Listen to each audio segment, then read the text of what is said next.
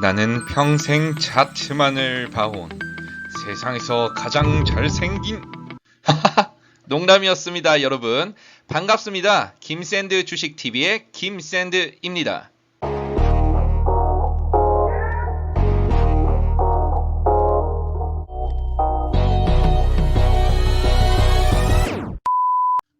영상 시청하시기 전에 품질 화질을 반드시 720에서 1080p로 바꿔주시고 시청하셔야 됩니다. 꼭 참고해주세요.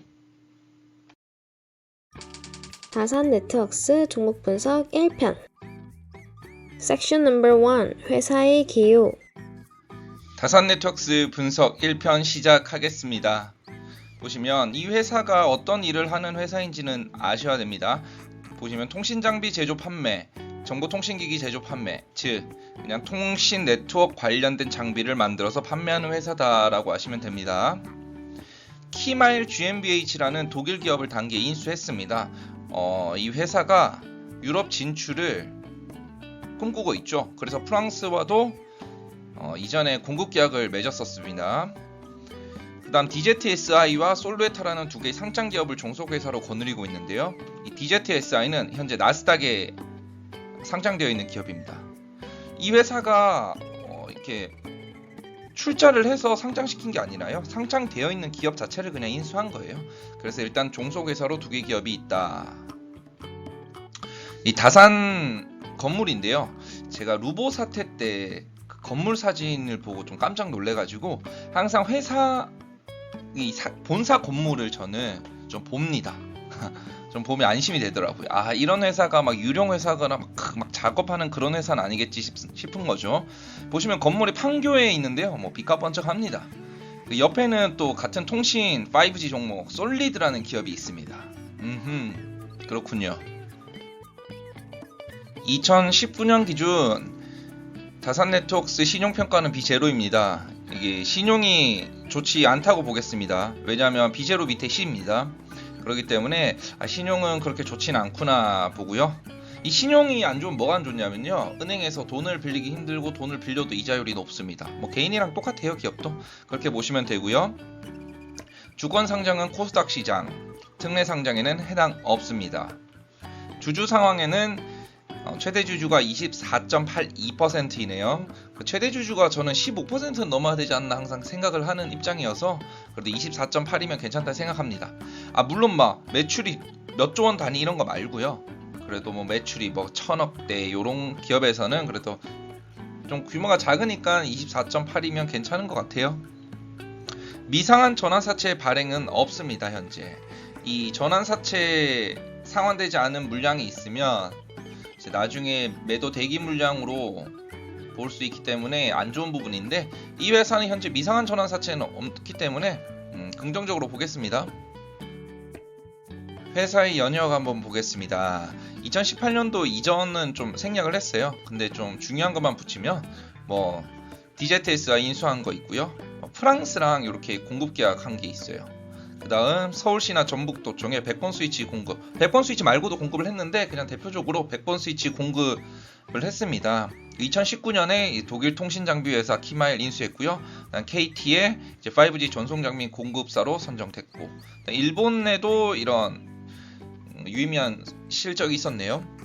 그래서 보시면 뭐 프랑스, 뭐 국내, 독일, 일본 뭐 많이 계약은 합니다.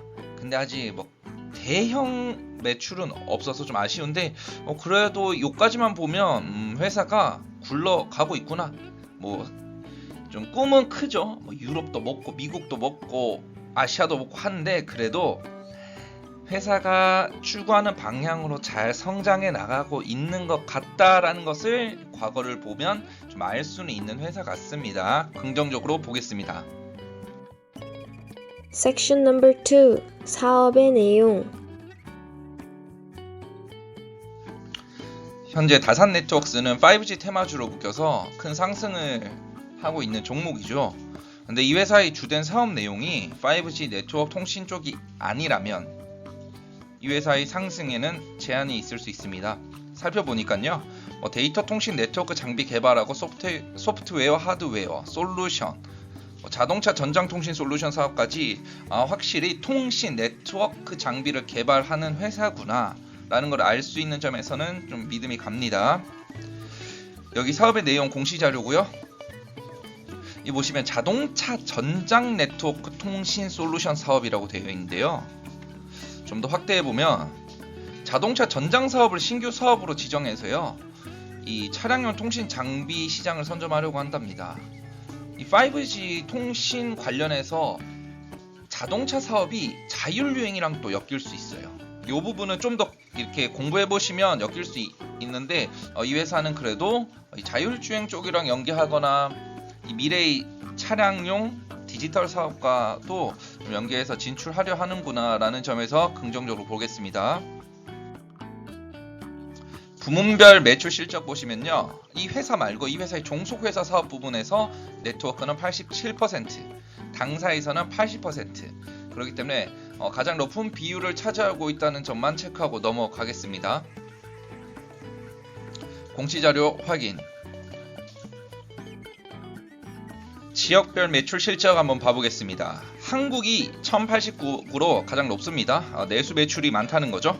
이 회사가 이제 국내에도 5G 시장을 많이 확대하고 있잖아요. 그래서 일단 국내는 1089억, 미국은 910억, 기타 지역은 816억이었습니다. 2019년 단기 어떻게 변했는지 보겠습니다. 자, 유럽 쪽이 크게 증가했습니다. 아시아 쪽도 크게 증가했습니다. 미국 쪽이 좀 감소했는데요. 그래도 유럽과 아시아 증가폭이 큽니다. 이 회사가 확실히 유럽과 이런 기타 아시아 지역으로 진출하려 하는데 실질적으로 단기에 꽤나 괜찮은 매출이 이루어졌습니다. 그렇다고 와 완전 좋아요 매수하세요 이런 뜻이 아니라요. 이 재무제표랑 2편까지 다 살펴보셔야 돼요. 그러니까 참고해 주시고요. Section number 3. 이슈, 차트, 수급. 뉴스 자료 보시면요, 다산 네트워크의 재발견, 5G 낭중 지출 많습니다. 일본 통신사 매출 본격화하고 유럽 5G 시장 노리는 다산 네트워크스 참 좀 적당히 요란해야 되는데 아주 요란합니다. 그것도 올해 들어서 아주 요란해졌어요, 이 기업이요. 자, 그렇기 때문에 여러분이 확실히 이 회사가 정말 요란할 만한 회사여서 요란한 건지, 그러면 정말 장기 투자해도 될 만한 종목이 되겠죠.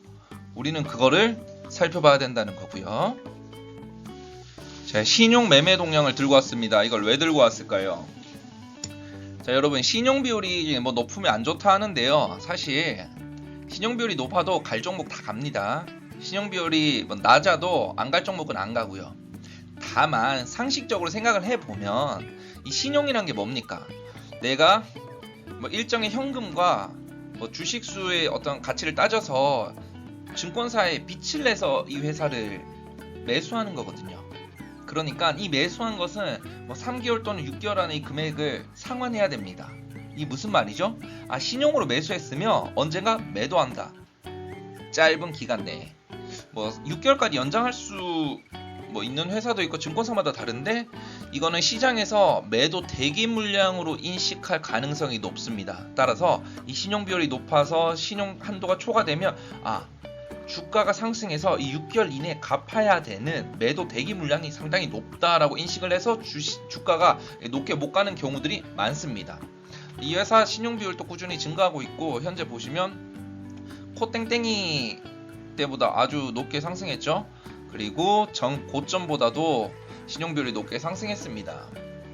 근데 이 신용이 늘어나는 게 단점만 있는 건 아닙니다. 신용이 늘어난다는 것은 그만큼 이 회사가 시장의 관심도를 이 회사가 시장의 주목을 많이 받고 있는 종목이라는 점은 알고 계시면 됩니다.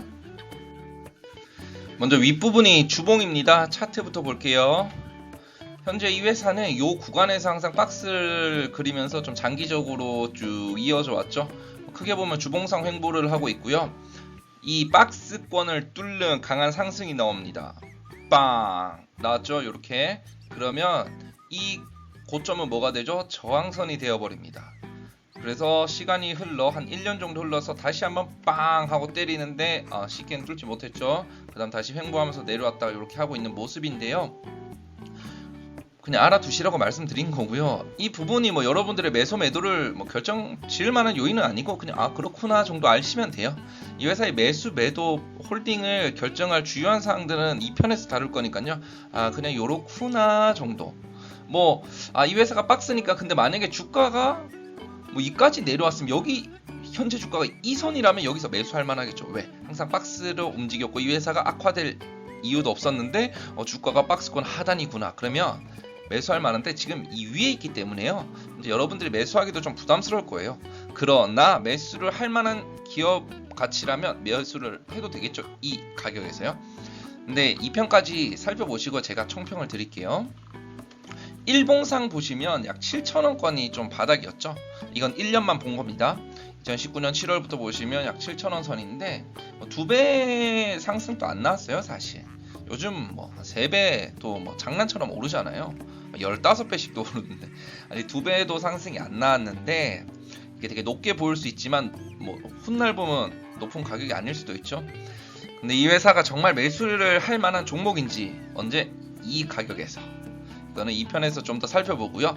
1편 내용까지만 봤을 때 뭐 라운드 피겨까지 적용해서 즉 만원을 적용했을 때 제가 이 회사의 적정 주가는 얼마라고 말씀드릴 수 있냐면요. 바로 만원입니다.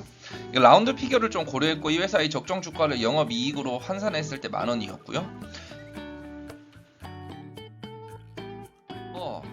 이 회사의 재무제표, 그 다음 최근 공시자료, 그 다음 KMW, 이노와이어리스, 에이스 테크놀로지, 이제 솔리드 이런 다른 회사 비교를 해서 정말 제가 생각하는 이 회사의 적정 주가 그리고 이 회사가 얼마 가격부터 얼마 가격까지 온다면 매수하겠다는 점을 말씀드리겠습니다. 좋아요와 구독, 알림 부탁드리겠습니다. I love you.